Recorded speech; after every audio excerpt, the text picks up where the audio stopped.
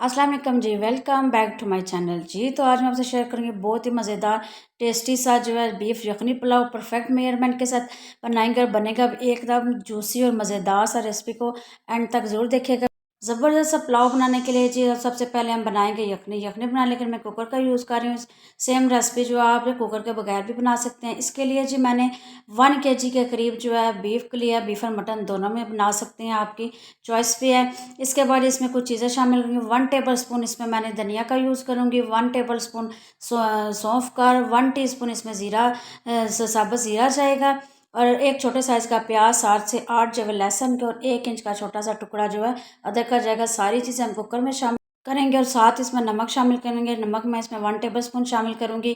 अब बारी आती है जी पानी की। इस रेसिपी के लिए मैं जी 3 पाव जो है चावल का इस्तेमाल करूँ, हिसाब से मैं 1.5 लीटर के करीब जो है पानी शामिल करूँगी। क्योंकि जो गोश्त में जो भी पुलाव बनाए ना, उसमें गोश्त ज़्यादा और चावल कम हो तो ज़्यादा टेस्टी लगता है। जो भी पुलाव, चिकन का हो, बीफ या मटन, जो भी पुलाव में गोश्त थोड़ा ज़्यादा ही यूज़ होता है। इसके बाद जी हम 15 मिनट का वेट लगा के अपनी यखनी तैयार कर लें।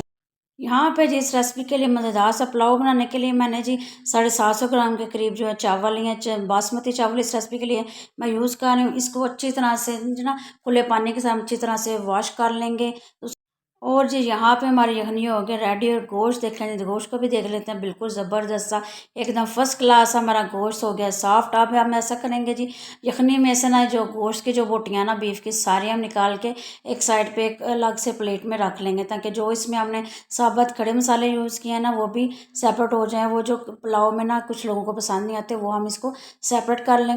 और पीछे रह जाएगी यखनी। यखनी को हम अच्छी तरह से जो है स्ट्रेन कर लेंगे, छान लेंगे। जो साबुत मसाले हैं ना, बिल्कुल सेपरेट हो जाएंगे।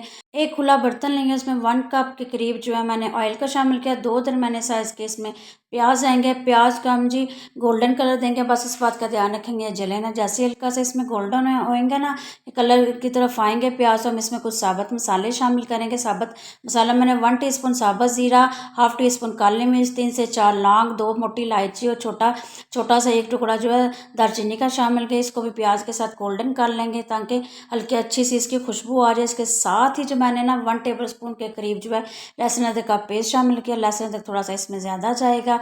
अच्छी तरह से मिक्स करेंगे और जो है बुनाई कर लेंगे, ताकि कच्चापन दूर हो जाए। इसके बाद इसमें शामिल कर देंगे जी टमाटर। टमाटर जो मैं 2 दरमियाने साइज़ के लाल लाल टमाटर इसमें शामिल करेंगे जी। यहाँ पे जो टमाटर को भी बहुत ज़्यादा पकाएंगे नहीं, बिल्कुल इसका जो एक जूसीपन होता है ना, वो इसमें रहने देंगे। और इसमें अब जो मैं कुछ मसाले भी शामिल करूँगी। मसाला में जिसमें 1 टीस्पून मैंने धनिया पाउडर का शामिल किया है।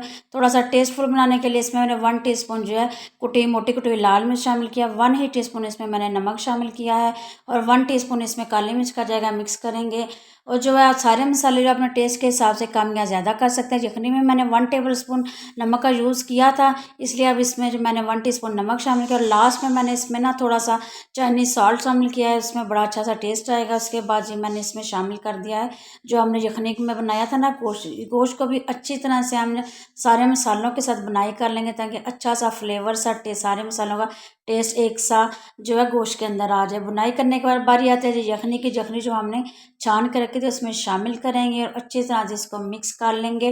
मिक्स करने के बाद बारी आती है इसके बॉयल आने, 1 से 2 बॉयल आने का हम वेट करेंगे, ताकि पानी अच्छा सा जो इसके अंदर पक जाए। उसके बाद जी इस स्टेज पे हम जो है नमक भी चेक कर लेंगे। जो कमी बेशी हुई ना नमक की, हम इसको नमक शामिल कर लेंगे। मेरे हिसाब से तो एकदम परफेक्ट है ये नमक। अगर आप कम या ज़्यादा यूज़ करते हैं, पसंद करते हैं, उस हिसाब से आप नमक इसमें ऐड कर सकते हैं। इसके बाद इसमें हम चावल शामिल कर लेंगे जो हमने भिगो के रखे थे। चावलों को बहुत ज़्यादा हम हिलाएं चलाएंगे, हल्के हाथों से थोड़ा सा इसको मिक्स करेंगे और इसको पकने देंगे।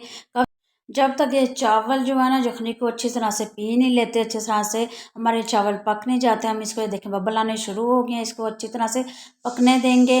जैसे ही ये पकाई की तरफ जाएंगे ना, इसके यखनी का पानी उश्क होता जाएगा, और देखें जी बिल्कुल उश्क हो गया। यहाँ पे जी हम बारी आती है इसके दम की। हम इसको जो नीचे तवा रख के अच्छी तरह से कवर करके जी बिल्कुल जी लो फ्लेम पे इसको 15 मिनट के लिए वेट देंगे। इसके बाद ये देखेंगे मज़ेदार सा खुशबूदार एकदम जूसी जूसी सा हमारा जो है बीफ यखनी पुलाव हो गया रेडी।